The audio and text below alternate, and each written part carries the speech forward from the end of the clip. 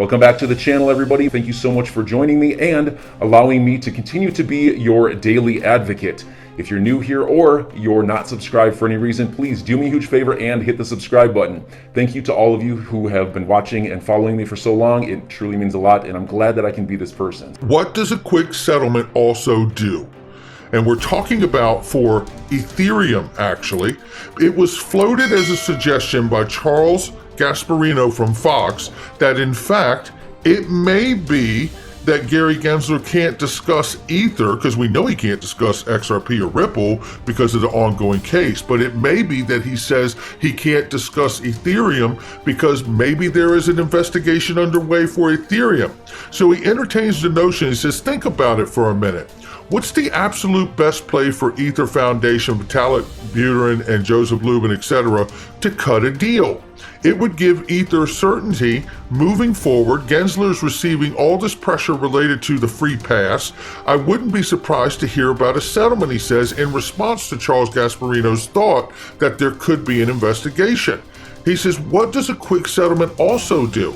It prevents a lengthy investigation into the disguised whales, which we've all shared and revealed here on the channel and other influencers and channels around. We've all seen the video and the audio, participated in the ICO, etc. It also gives Gensler a public win. How quick would the Ethereum founders pay the $18 million that was claimed to have been raised in the initial coin offering to begin with? Really great insights. But here's another thing that is puzzling me. I talked about this the other day, and shout out to Procoin News for picking this up. Blockchain Association and Digital Chamber of Commerce. Something funny going on here? Excuse me if this article seems overly pessimistic or conspiratorial, but after a while, you have to start questioning things. When things don't add up, you have to start asking why. Is there something else going on behind the scenes? Are we just watching a movie and all the world's a stage? Today we ask those questions about Blockchain Association and the Digital Chamber of Commerce, because while they claim to be industry associations, they seem to be unable to advocate for anyone other than Bitcoin and Ethereum. The largest point to that, if I could sidestep the article for a second, is that we know John Deaton is representing over 65,000 XRP holders at this point. They have not acknowledged him at all. Don't you find that puzzling? I know I do. Which eventually makes you wonder if they're really just fronts for pushing Bitcoin or Ethereum, or worse, were they in on the Ethereum ICO? We're not making any allegations, we're just asking questions. Good questions though, questions that it's about time someone asks because it's unclear how they can be an industry association and never once do anything to support XRP while it is being sued by the SEC. Even if you don't like XRP, it doesn't take too much to realize if XRP loses the case, dozens or hundreds of other cryptos fall next. That would be something you might want to fight against if you're an industry association, wouldn't you think? But all we get is silence. So we're speaking up, and they noticed a tweet that I put out a couple days ago, actually asking Jake Chervinsky from the Blockchain Association to stand up and ask for a public audit of the Ethereum ICO, and to ask the even deeper question, why didn't the SEC do it to begin with? Let's take a look right here. Lithuania's central bank has told the country's banks to prepare for power cuts and cyber attacks. Now, I've always found this interesting. Just like the WEF, the World Economic Forum, when they told everybody before the pandemic happened that there was going to be a pandemic, I start wondering, just like the antivirus stuff on computers, it's like, who benefits with that kind of viruses going around on computers? It's not some guy in his mom's basement who's disgruntled about the internet and people using computers, unless he created the anti-software to make it go away, right? So you have to start wondering here, how is it Lithuania's central bank knows that there's cyber attacks coming? Oh, I don't know. I just don't know. 120 billion oil and gas giant ConocoPhillips is joining Bitcoin mining fuel business. Oh, yes, they are. Oh, yes, they are. And look at what they're doing. According to representative from the firm, the decision to dive into Bitcoin business was in line with the company's objectives to reduce and ultimately eliminate routine flaring as soon as possible, no later than 2030, which falls in line with carbon neutral goals, right, in the green agenda globally. The company, which operates in 14 countries, has published various reports explaining its intention to tackle the emission problem caused by routine flaring in the lower 48 states, with which Back and Fall, is also expressed a deep interest in partnering with technologies the potential to provide a solution to incessant problem of carbon emissions. It goes on to say here that flaring process can be used because it's reducing the use of unsustainable energy sources by really turning it into Bitcoin miners and using it to their advantage. This could be a really good relationship. It's a pilot program for now, but we'll keep an eye on it.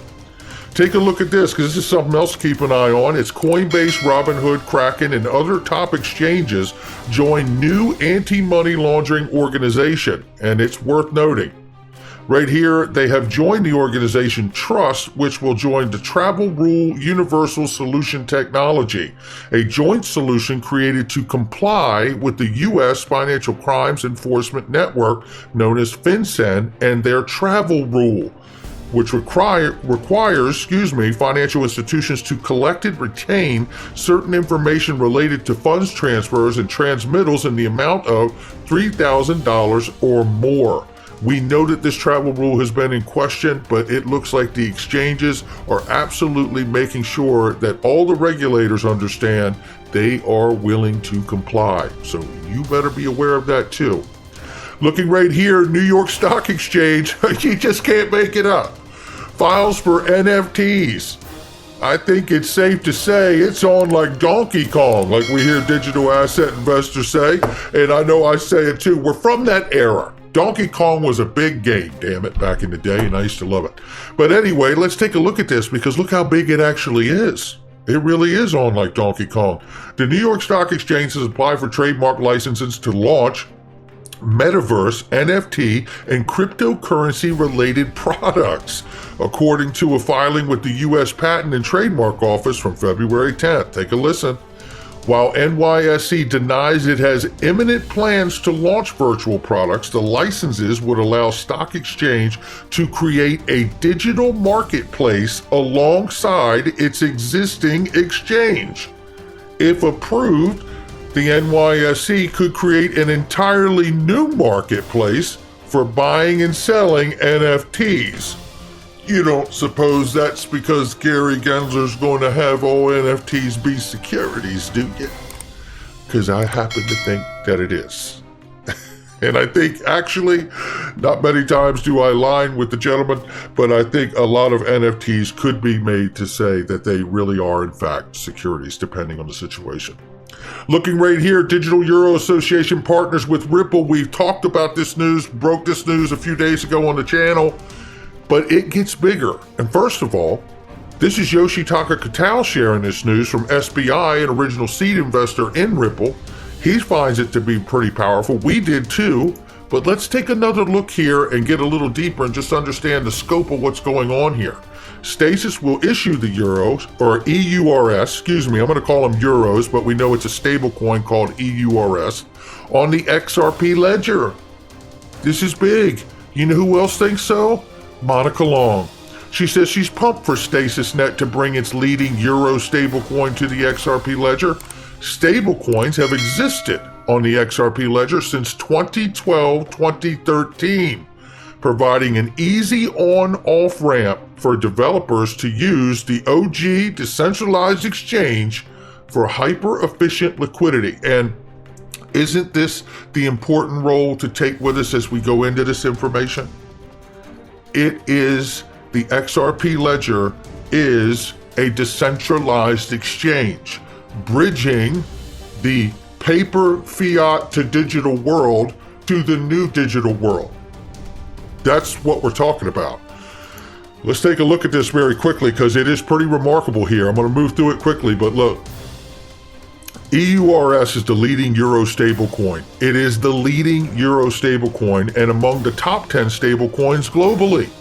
Ripple will provide Stasis with the technical support necessary to integrate it with the XRP ledger in the second half of 2022. Since Stasis has destined the lead innovation in stablecoin technology digital asset space, we're delighted to partner with Ripple as the trailblazer of this realm.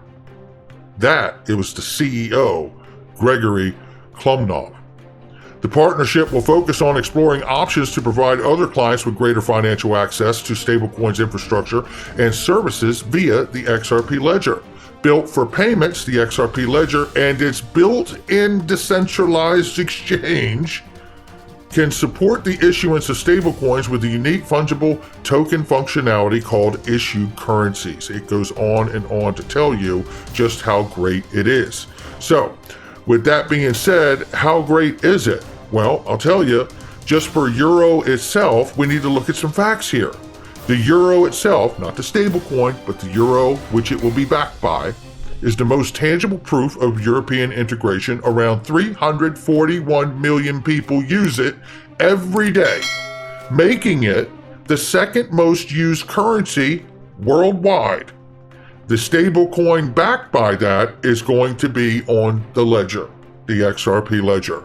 How many countries are using it in the European Union? 19 out of 27 EU countries, which together constitute the Eurozone, officially called the Euro area, use the official currency. There's other areas in the world that acknowledge it as well.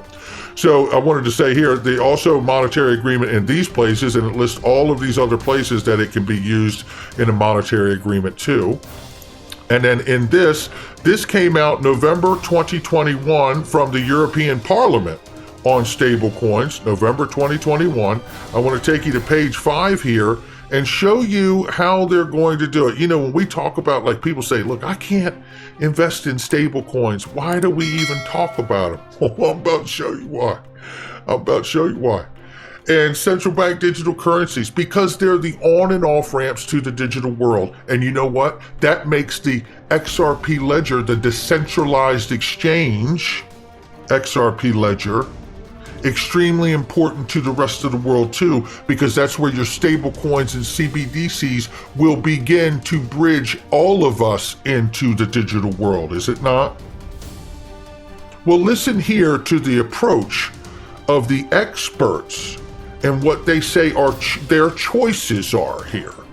The authors are of the view that for this to happen with the use of stablecoins it's discussing, the current regulatory infrastructure, including, for example, the Glass-Steagall Act or the Dodd-Frank Act, should be updated and or new legislation passed requiring stablecoin issuers to become banks insured by the Federal Deposit Insurance Corporation, FDIC, or to run their business out of an FDIC-insured bank. This is the language we're hearing 2 days ago in the Senate Banking Committee, is it not? One side of the aisle wants stablecoin issuers to become full-fledged banks. The other side of the aisle is saying, let's split the baby and let the private innovators be private innovators, but let's force them and regulate them to where they hold the reserves in a FDIC-insured bank so we can guarantee the reserves so there's not going to be a run or a problem in the one-to-one or a surplus. However, the experts also offered another option.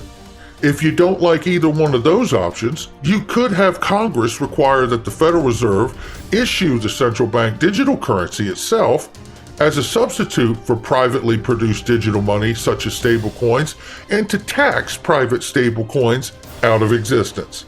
You know, I've been saying this for a couple of years about Bitcoin and anything else that the government doesn't like. They can simply tax or fine you. And they can simply say, if I catch you using it, if for a haircut or a dinner or buying clothes and the merchant takes it, it'll be an X amount of money for a fine and X amount of time in jail, if they want to.